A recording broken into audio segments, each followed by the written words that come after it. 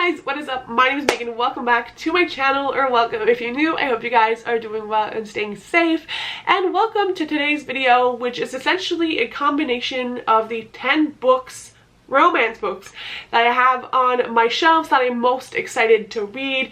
I essentially just want to let you guys know what books I have on my radar, what books I am gravitating towards, maybe to get you guys excited for these books as well if it's books you haven't heard of.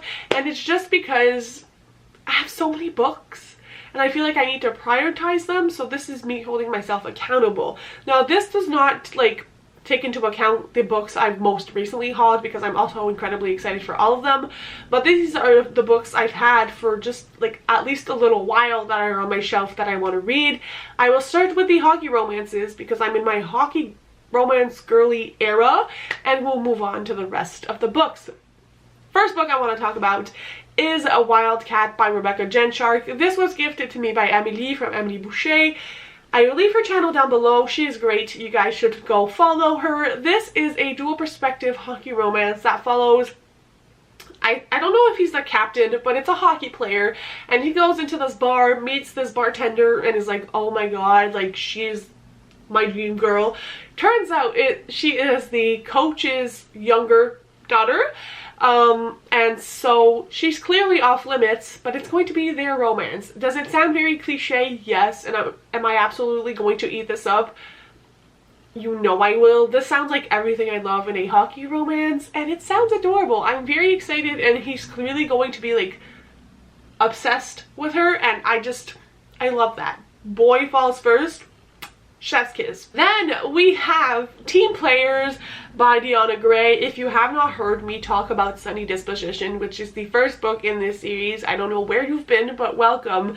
This is a hockey romance series following a bunch of boys. The first book is one of my obsessions this year. I was actually gifted this copy by Jason, so thank you very much.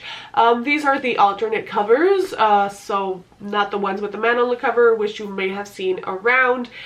This follows two characters, Adrian and Sam. Adrian is the women's hockey captain, and she's known to be wanting to be in a relationship. She doesn't do one night stands. And then Sam is the guy who hooks up with everyone. He's a very big flirt, and they have this bet going that she can do one night stands, longer or shorter depending on what side you're on, longer than he can stop having one night stands. And it sounds very interesting, and I feel like the element of bet is what is going to bring them together and realize that they love each other. And I'm just so excited because I was so obsessed with the first book, so this is definitely a 5-star prediction.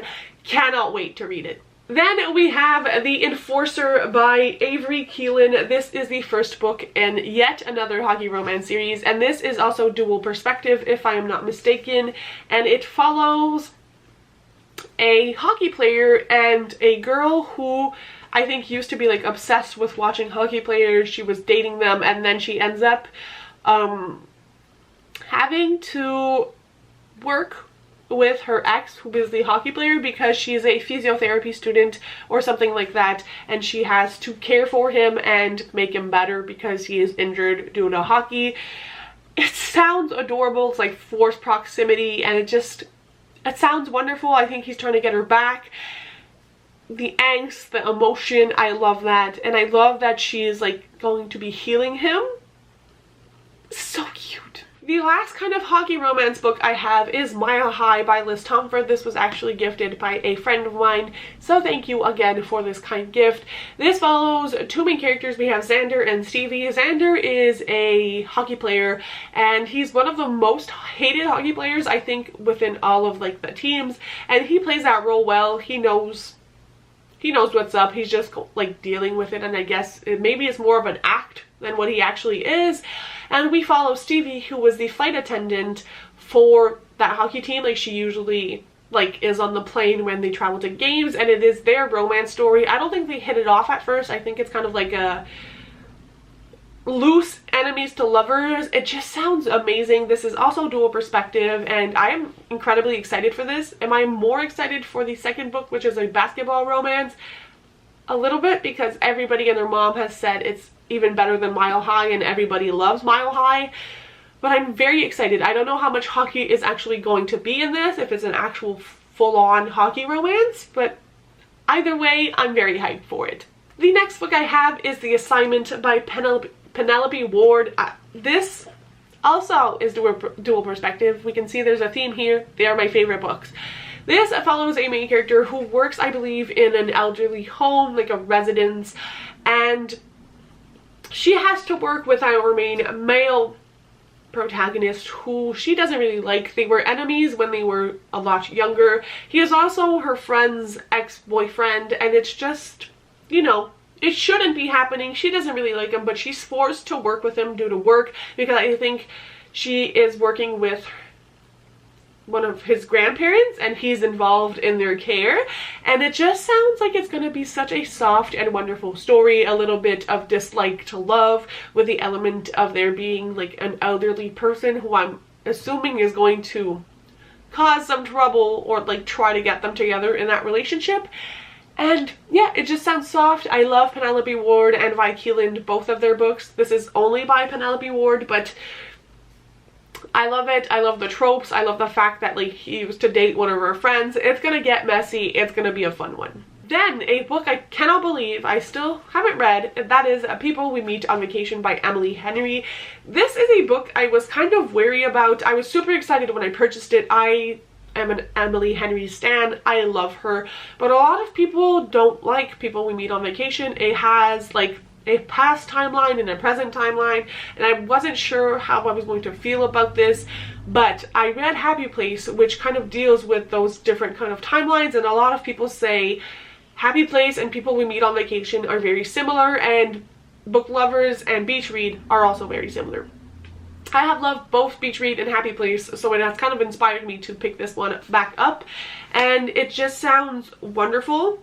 It is between Poppy and Alex. I don't really know the background to their relationship, but I kind of want to go in blind and just have a fun time. I always cry when I read Emily Henry, so I've got to be in the mood for a good cry, but very excited. Then we have Flawless by Elsie Silver. This I want to read because I am all for cowboy and country vibes. It is one of the most aesthetic things to me. Like, I just love the countryside. I love the cowboy cowgirl aesthetic. I love country. It's one of my favorite things, and so knowing that there are like country books out there just makes me incredibly excited.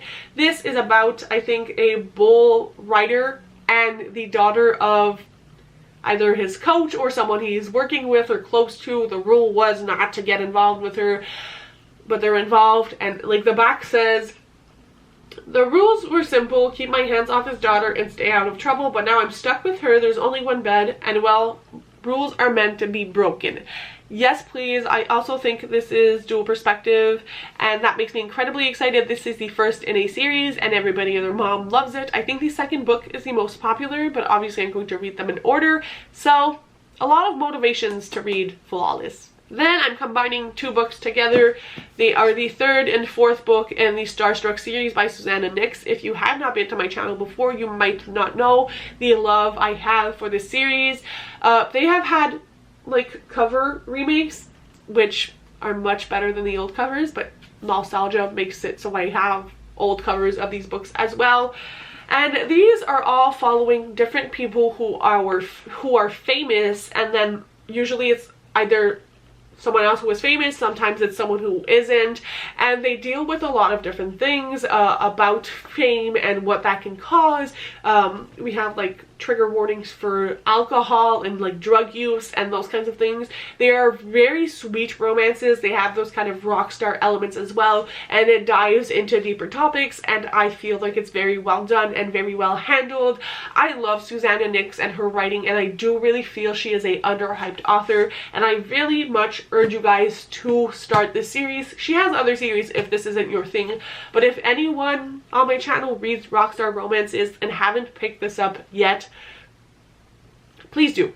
If you love celebrity romances, any kind of like famous trope, she is your gal. She is so underrated. I love her books, and her writing style is, it's beautiful. Similarly, I would like to read The Buy-In by Emma St. Clair. Emma St. Clair is an author I discovered, I believe, early 2022, and I have loved her book so far. She is definitely more of a closed-door romance author, and once in a while, I like that. Just a sweet, clean romance. I do plan on making a closed-door romance recommendation video for those of you who don't like smut in your romance. I can understand why. This is about a family of pro football players that like are retired now, and they kind of like buy this small town, and it is their relationships with girls in that town. This is a series, if I hadn't mentioned it.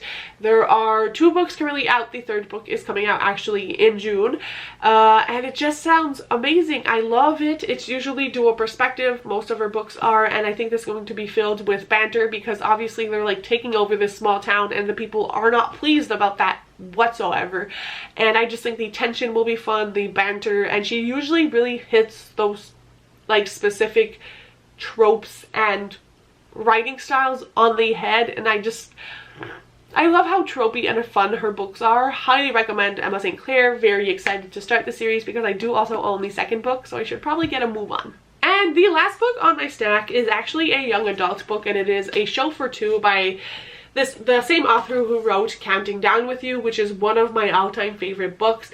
And these books are like romantic, they are sweet, and to me they read a little bit more like new adult rather than simple YA books. And do I remember a lot of the premise of this book? Absolutely not, but my love for Counting Down with You is so strong that I will read anything this author releases, and I've had this on my TBR for way too long because I'm so excited to read it that I'm like, I need to read it at the perfect time, and I think I'm like that with a lot of books. Mental health, y'all, it's a thing. But I am very incredibly excited for this. I know it follows like, I think, photography students or something like that. And yes, it's a competition for an indie. Mina's ticket to winning the competition falls into her lap when an indie film star enrolls in her high school. I think she's trying to win an indie contest and she's going to try to enroll that person. That was a very terrible synopsis, but I'm incredibly excited, and the writing style of this author is one I absolutely adore, and her chemistry between those characters and just the book boyfriends, immaculate. So that is my list of 10 of the romance books I own that I'm most excited to get to. Let me know if you've read any of these or if I should prioritize any of these. If you need reviews, want to know my opinion on any of them. And that's all for today's video. Thank you so much for watching. Bye guys. Happy reading.